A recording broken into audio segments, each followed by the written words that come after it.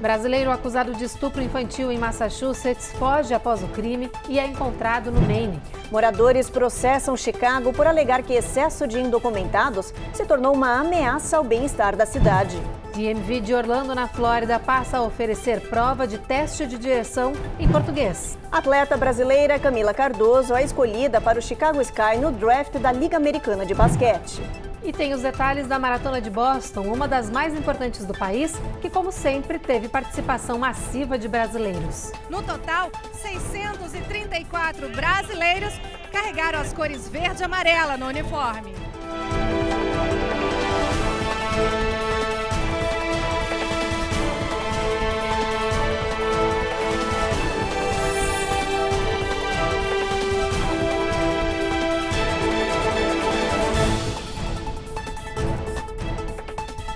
Olá, boa noite. Muito boa noite. A gente abre essa edição falando da mais nova conquista da comunidade brasileira em Orlando, na Flórida. É que a partir de agora será possível fazer a prova escrita para tirar a driver license em português. A medida foi adotada em resposta ao crescente número de brasileiros na região, hoje em torno de 180 mil. A Carla Marinho mostra pra gente que a comunidade comemorou a notícia. A novidade trouxe alívio para muita gente que não conseguia passar na prova, que até pouco tempo era em inglês ou espanhol. Andréia chegou do Brasil com a família há menos de 2 meses. Ela já havia feito o exame, mas como era em outra língua, não teve sucesso. A minha maior barreira é o idioma, até porque eu não domino. E uma das coisas que eu precisaria providenciar o quanto antes seria a drive, que me gerou mais aflição ainda, conversando com algumas pessoas. Por conta do idioma, teve pessoas que tinham reprovado 4 vezes já. Aí eu fiquei nervosa e pensando, eu já dirijo no Brasil há mais de 20 anos e não vou conseguir tirar a drive aqui. Acabei optando para fazer em espanhol, por ser mais próximo à nossa língua, né? Mas na segunda tentativa, quando descobriu a opção em português disponível, conseguiu passar. Eu fiz a prova em português, que me deixou muito mais tranquila, porém tive que estudar para entender as regras do país, as placas. Então, assim, não é tão fácil como imagina, que o pessoal pensa só porque está em português. Não, vocês têm que estudar. A Driver's License, que é a carteira de motorista nos Estados Unidos, é o principal documento de identificação na Flórida, usado para quase tudo por aqui. Esse benefício é um reconhecimento da importância da nossa comunidade, uma das que mais cresce na região. Hoje, Orlando e arredores abrigam mais de 180 mil brasileiros. Como o português é a terceira língua mais falada, a comunidade ganhou direitos através da lei chamada Título 6, que impede a discriminação, anunciada no condado de Orange em outubro do ano passado. Acredito que essa iniciativa do condado poderia se estender para outros condados, iniciativa privada, escolas, órgãos públicos, para facilitar a vida dos brasileiros, que é uma comunidade imensa aqui. Um brasileiro de 20 anos foi preso por oficiais de imigração após ser acusado de estupro. Além de cometer esse crime atroz contra uma criança, ele também estava vivendo aqui nos Estados Unidos de forma ilegal.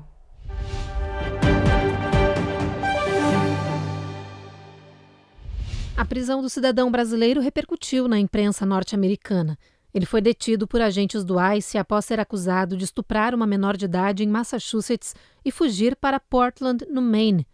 O agente responsável pela prisão disse em entrevista à Fox News que o brasileiro fazia parte de uma gangue e que, além dele, outros 3 suspeitos de estupro também foram presos na mesma operação. De acordo com o ICE, o suspeito, que tem 20 anos e não teve o nome divulgado, entrou nos Estados Unidos de forma ilegal pela fronteira sul.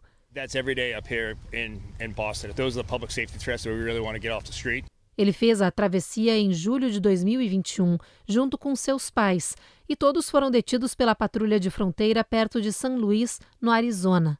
A família foi notificada para comparecer perante um juiz de imigração do Departamento de Justiça e liberada mediante ordem de fiança para aguardar o processo de pedido de asilo.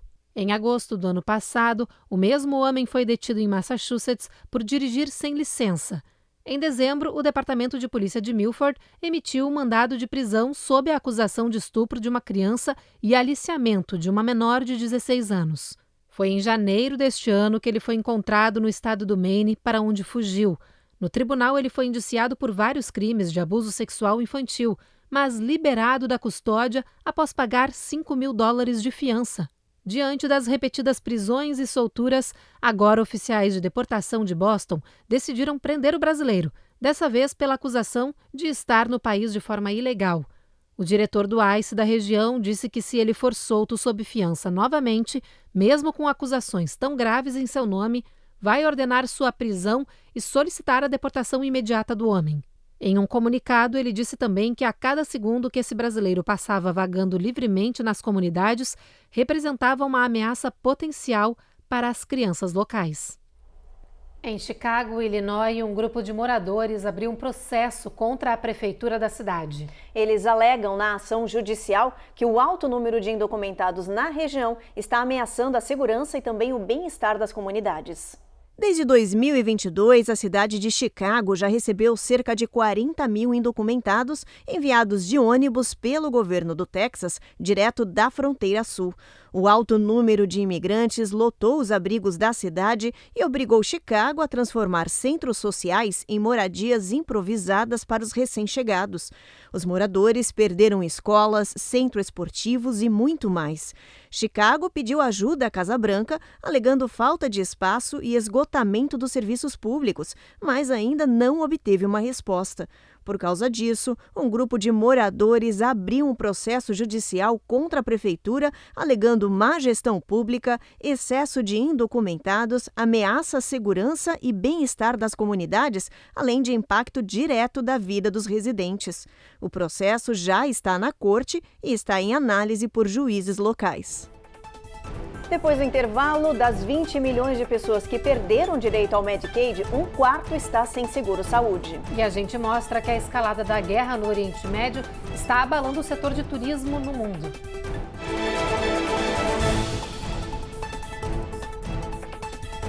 Américas no Ar. Oferecimento. Reserve Ship. Melhore agora a sua qualidade de vida.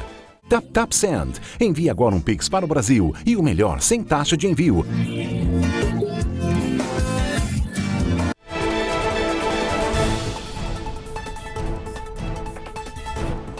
Com o fim da pandemia de Covid-19, os estados revisaram o programa Medicaid. No ano passado, cortaram o acesso para 20 milhões de pessoas que não se qualificavam mais para o Plano Federal de Saúde. O problema é que um novo estudo apontou que até hoje 4 milhões de pessoas ainda estão sem nenhum tipo de cobertura médica. Os detalhes com a Cone Rocha. Uma pesquisa do site especializado em saúde, KFF, revelou que das 20 milhões de pessoas que perderam o Medicaid, 25% ainda não tem nenhum seguro de saúde aqui nos Estados Unidos. Isso quer dizer 1 a cada 4 adultos. A pesquisa também revelou que 56% deles disseram ter atrasado consultas e exames por falta de cobertura médica. A notícia preocupou as autoridades porque, sem plano de saúde, não são feitos exames preventivos que podem evitar doenças graves no futuro. No ano passado, 20 milhões de pessoas perderam o direito ao Medicaid por não se qualificarem mais para o Programa de Saúde Federal. Na época, com o fim da Covid-19, os estados norte-americanos iniciaram uma revisão da cobertura médica para a população. Hoje, um quarto desse grupo ainda não possui um novo plano de saúde por falta de dinheiro e também não sabe como voltar a acessar o programa Medicaid. A guerra no Oriente Médio já afeta as viagens internacionais de cruzeiros. Mais de 10 mil pessoas tiveram os passeios cancelados pela Norwegian. Muitos navios da empresa marítima costumam sair do porto de Miami ou do porto de Canaveral, na Flórida, rumo a outros continentes. Pelo menos 14 cruzeiros internacionais cancelaram os embarques e as rotas internacionais. Outras viagens já estão sendo avaliadas. A Norwegian disse que todos os clientes vão ser reembolsados e também vão ter descontos garantidos em viagens futuras. A empresa adotou a medida radical para proteger os turistas em virtude da guerra no Oriente Médio e da crise no Mar Vermelho. Esses conflitos também atrasaram a liberação de navios que estavam parados para melhorias. A Norwegian disse que, por enquanto, não foi abalada financeiramente. A empresa está concentrando seus esforços em cruzeiros nos Estados Unidos, América Central, Caribe e América do Sul. Israel realizou hoje a terceira reunião com o gabinete de guerra para discutir uma resposta ao ataque do Irã. Os Estados Unidos já anunciaram que não vão apoiar uma contraofensiva israelense. E com a atenção voltada para o país dos ayatolás, a ofensiva em Gaza foi reduzida e os planos para invadir Rafah foram adiados.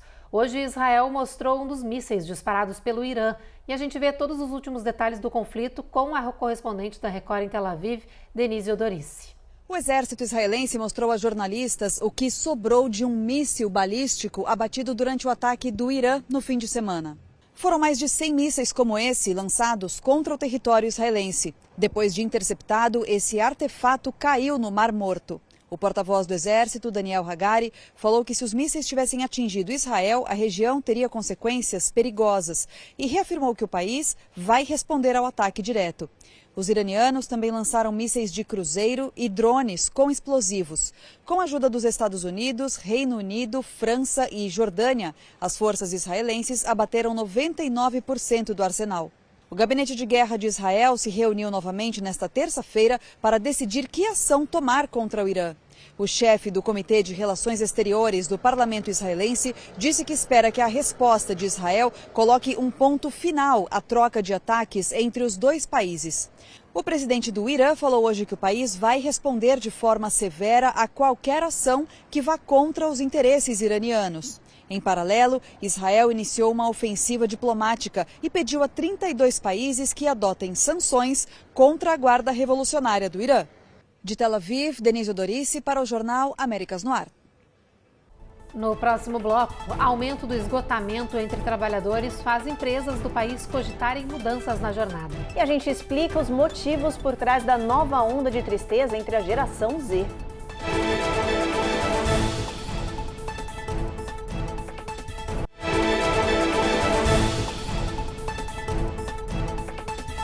A crise econômica que afeta os Estados Unidos está abalando todo o país, mas uma geração em específico tem sentido ainda mais as dificuldades do dia a dia, a geração Z. Os jovens de 12 a 26 anos estão mais tristes que outros grupos, mas os especialistas afirmam que esse comportamento tem menos ligação com a economia do país e muito mais com outros motivos. Olha só. A pesquisa envolveu 2.000 pessoas da geração Z. 75% delas relataram que estavam um pouco felizes quando jovens, mas na idade adulta se sentiam mais tristes. A justificativa desse grupo é que a atualidade possui muitos problemas e situações difíceis, principalmente influenciadas pela crise financeira no país. Para os estudiosos, a situação econômica tem peso, mas não é a principal responsável por essa onda de tristeza. Para os médicos, a falta de propósito de vida e de horas adequadas de sono são os motivos dos ânimos derrubados da geração Z. Esse grupo de jovens de 12 a 26 anos são conhecidos como os mais instáveis do mercado de trabalho. Não possuem comprometimento com carreira nem emprego e adoram sair à noite. Pesquisas apontam que pelo menos 70% deles não têm medo de abandonar tudo em troca do bem-estar e da felicidade pessoal, mesmo que isso signifique corte de renda. O problema que muitos especialistas apontam é que essa geração não sabe definir essa felicidade pessoal e por isso se sente perdida e triste sem um propósito de vida. Agora a gente muda de assunto para falar sobre o mercado de trabalho que tem sofrido para se adaptar a uma nova era pós-pandemia. Desde que os trabalhadores se depararam com uma maior possibilidade de flexibilização do trabalho, aumentou a pressão por uma redução das jornadas.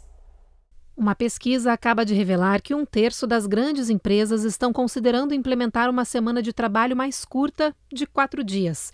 E o motivo para isso seria para ajudar a combater o burnout, ou a síndrome do esgotamento profissional. A condição afeta cada vez mais trabalhadores no mundo todo. Hoje, só nos Estados Unidos, ao menos 67% das pessoas diz estar sob forte estresse ou burnout. Esse é um distúrbio emocional com sintomas de exaustão extrema e esgotamento físico e mental, resultante de situações de trabalho desgastantes, que demandam muita competitividade ou responsabilidade. Diante do aumento de trabalhadores estressados, a KPMG realizou uma pesquisa e descobriu que executivos de grandes companhias norte-americanas estão cada vez mais inclinados a reduzir a jornada semanal de trabalho dos funcionários. Essa também seria uma maneira de atrair e reter talentos em um mercado de trabalho competitivo, onde crescem reclamações de sobrecarga e maus pagamentos. E tem mais mudanças acontecendo aqui no país. De acordo com dados do governo, os moradores dos Estados Unidos estão economizando menos hoje em dia. Pois é, a taxa de poupança pessoal caiu para 3,6% em fevereiro, o nível mais baixo em mais de um ano. Segundo os especialistas, isso pode estar acontecendo por vários fatores. Primeiro, que historicamente as pessoas tendem a economizar menos após uma recessão ou crise financeira. Segundo, a alta inflação que o país vem enfrentando com taxas mais elevadas do que as nações consideradas de terceiro mundo, como o Brasil. Ainda não é possível saber até quando vai durar essa tendência, que vem sendo chamada de taxa de poupança estruturalmente mais baixa. Agora a gente fala de um assunto polêmico na Califórnia. Companhias de seguro querem usar as projeções de computadores feitas por inteligência artificial para aumentar os seguros residenciais. A ideia é que esses programas avaliem os territórios e apontem possíveis áreas de risco, mas sem garantia de que essas análises estão corretas ou que realmente vai acontecer algum desastre. Quem explica essa história pra gente é a repórter Eloá Orazen. Depois de arbitrar o que você consome e acessa, os algoritmos agora vão decidir também quanto você paga. Na ânsia de frear o êxodo em massa de seguradoras da Califórnia, o estado quer permitir que as empresas utilizem inteligência artificial para mensurar riscos e, com isso, ajustar as apólices de seguro residencial. Ativistas se mostram preocupados com a novidade, uma vez que não está claro como este algoritmo está sendo construído. Eles temem que o uso das máquinas gere um aumento desenfreado e injustificado nas apólices, penalizando o consumidor. Caso a medida seja aprovada, será a primeira grande reforma no setor em 30 anos. Para as seguradoras, a mudança é necessária, já que o custo de operação na Califórnia se tornou pouco atraente. Diversas empresas deixaram o estado nos últimos 6 meses, culpando os incêndios florestais, a inflação que aumentou os custos de reconstrução e os preços mais elevados dos resseguros. O consumidor final também tem sentido a mudança, com apólices residenciais saltando 50% nos últimos 10 anos. Acredito que a grande questão em relação a isso, ela vai transitar em torno dessa necessidade de uma explicação, de uma transparência algorítmica, então como esse algoritmo, como essa inteligência vai funcionar, e aí com base nisso então ter uma clareza, uma transparência para que os segurados possam escolher e optar por empresa X ou Y e saber definitivamente de forma clara quais são os critérios que serão utilizados para então ele fazer o pagamento do prêmio do seguro, sob pena de existir algum tipo de majoração, de aumento nesse valor, de forma desproporcional ou sem nenhum critério objetivo para que o segurado possa analisar e tirar suas conclusões. Acredito que seja isso. No próximo bloco tem todos os detalhes da escolha da atleta brasileira Camila Cardoso no draft da WNBA ontem à noite. E a gente mostra como foi a participação dos brasileiros na tradicional maratona de Boston.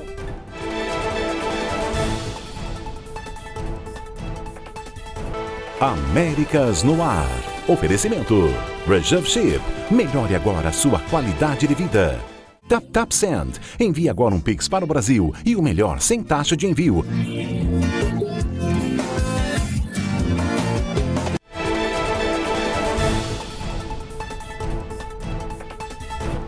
Uma cena publicada em redes sociais tem gerado revolta aqui nos Estados Unidos. Ela mostra turistas destruindo um local de preservação histórica. O caso aconteceu no Livet Park, no estado de Nevada. Agora os turistas estão sendo investigados e podem ser presos pelo vandalismo. O ato foi todo gravado e postado pelos infratores em uma rede social. Na imagem, uma jovem incentiva a destruição do local, enquanto outros 2 derrubam pedras, violando o local que é protegido por leis federais. As dunas do Redstone, em Lake Mead, estão entre os pontos turísticos mais procurados do país. Elas são conhecidas pelas formações rochosas que são resultado da ação da natureza ao longo de milhões de anos. O oficial responsável pela pelo parque, chamou os vândalos de imbecis e disse que seus atos são nojentos e ultrajantes. A área de recreação do parque costuma receber mais de 6 milhões de visitantes por ano e os turistas que vandalizaram as pedras históricas estão sendo procurados.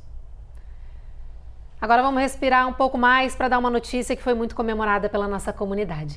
A jogadora de basquete Camila Cardoso fez história ao ter sido a terceira opção do draft, o processo de escolha das novas jogadoras da WNBA que aconteceu em Nova York. Essa foi a melhor posição já conquistada na história por uma brasileira. A pivô Camila vai jogar agora na Liga de Basquete Feminino Profissional pelo Chicago Sky. Ela se destacou no college, defendendo com sucesso por 4 anos a Universidade da Carolina do Sul.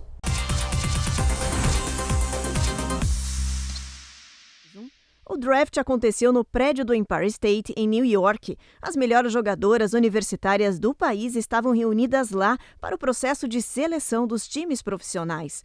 O anúncio corria normal, até que na terceira escolha veio a surpresa. The Chicago Sky select Camila Cardoso, University of South Carolina.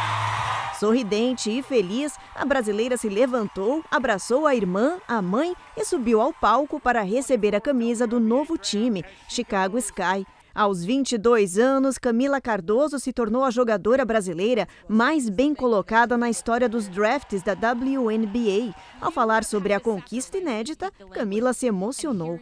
Eu tinha o objetivo de estar aqui hoje à noite e dar à minha família uma vida melhor. Eu estou grata porque eu fui capaz de chegar até aqui. A brasileira é pivô e se destacou no basquete norte-americano pela Universidade da Carolina do Sul. A equipe foi bicampeã na NCAA, a competição nacional de basquete do college. Camila foi eleita a melhor jogadora do campeonato. O próprio jogador Magic Johnson, ídolo da modalidade, chegou a escrever nas redes sociais que a brasileira tinha dominado todo o torneio universitário. Na coletiva de imprensa, Camila respondeu a uma série de perguntas dos jornalistas. Disse que sempre sonhou com esse momento, mas que não acreditava que seria possível até acontecer. Camila afirmou que estava feliz por ter chegado até ali. Além dela, o Brasil tem 2 outras representantes na temporada do WNBA, que começa dia 14 de maio. Stephanie Soares, do Dallas Wings, e Damires Dantas, do Indiana Fever. Agora está na hora da nossa previsão do tempo. Vem comigo dar uma olhadinha aqui no nosso telão para a gente ver as temperaturas pelo país. Olha, previsão de chuva em Nova York e também Washington, mínima entre 48 e 55 nessa área. Tempo encoberto e previsão em Charlotte. Já em Atlanta e Norfolk também continua chovendo. Na Flórida a gente tem um tempo variado, na costa leste bastante sol aparecendo e em Tampa, na costa oeste, no Golfo, máxima de 90, mas sol entre nuvens. Em Houston, o sol nem aparece. Em Brownsville a gente tem tempo encoberto com máxima de 86, San Antônio sol entre nuvens também. El Paso já não tem nuvens nessa região, o sol vai brilhar o dia inteiro com máxima de 88 graus, mínima de 58. Albuquerque a máxima não passa de 81 graus. Phoenix, olha só, bastante calor, máxima de 92 graus nessa área.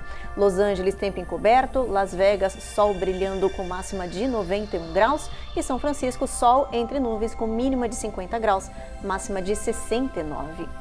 E ontem foi a Maratona de Boston, em Massachusetts. 30 mil corredores de 129 países marcaram presença nesse evento, que é considerado obrigatório para muitos corredores. E os brasileiros, claro, estavam lá também. Foram mais de 630 atletas.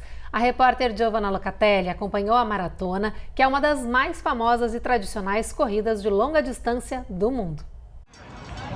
Com o sol brilhando e um clima de verão, uma multidão foi para as ruas conferir a 128ª edição da Maratona de Boston.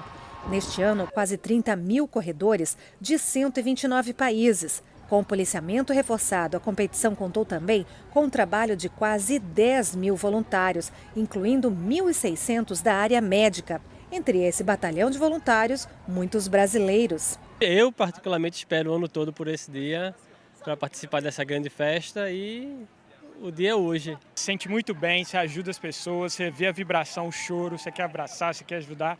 Então, assim, é uma experiência sensacional. A categoria feminina ficou com a bicampeã Ellen Obiri, do Quênia, e o masculino foi do etíope Cisai Lema. Na categoria cadeiras de rodas, o suíço Marcel Hug perdeu o controle da cadeira e capotou. Mesmo assim, levou o ouro. A inglesa Eden Cooper venceu o feminino. E nossas brasileiras fizeram bonito. A Aline ficou em 5º lugar e Vanessa em 6º. Foi uma prova excelente. Esse ano o clima estava bom. Repeti o 5º lugar do ano passado. Estou muito feliz. E semana que vem, Maratona de Londres. Então eu estou muito feliz, agora é se preparar para Londres. Neste ano, o número de corredores brasileiros ficou um pouco menor do que no ano passado, mas mesmo assim foi um número expressivo. No total, 634 brasileiros carregaram as cores verde e amarela no uniforme. Acho que Boston deixa uma lição de que, por mais que a gente esteja bem treinado, a gente tem que respeitar a distância e principalmente essa maratona. De longe, acho que uma das mais duras. Um monte de brasileiro torcendo, a gente conseguiu fazer uma boa prova, estamos felizes demais. Daniel, Isaac, mamãe te ama, família, eu consegui. A gente que corre isso aqui, a gente deixa de fazer muita coisa. A gente larga amigo, larga comida que a gente gosta, um monte de coisa. Tem que, para todo mundo que passa aí, tem que bater palma. Hoje, com esse tempo maravilhoso, foi sensacional. Muito sol, muito calor, mas sempre vale a pena a Maratona de Boston. Não, foi muito quente, mas a gente venceu! Maravilhoso! Fazer Boston é sempre maravilhoso. O maior maratonista do Brasil na atualidade, Nilson Lima, também participou da prova. Ele tem 355 maratonas em 62 países. Aos 70 anos, ele já completou por 3 vezes as Six Majors, as 6 mais importantes maratonas do mundo. Mesmo com algumas dificuldades, ele completou mais esta prova. Eu estou saindo agora de uma pneumonia, eu estou vindo agora do Japão e a Coreia. Eu adoro Boston e eu acho que quando eu tiver de apagar as luzes no meu finalzinho, é por aqui que eu vou ficar, que eu amo essa prova. Muito legal, ótima matéria da Giovana, mostrando bem o clima que estava lá na maratona, né, Ruth? Muito, e olha, vai ter precisar de fôlego para correr toda essa distância. Até eu perdi o fôlego aqui. Perdeu o fôlego só falando, imagina tentando correr. Imagina. Bom, o Jornal Américas no Ar de hoje termina agora. A gente espera vocês novamente amanhã. Você fica agora então com mais um capítulo da edição especial de Reis. Boa noite. Boa noite.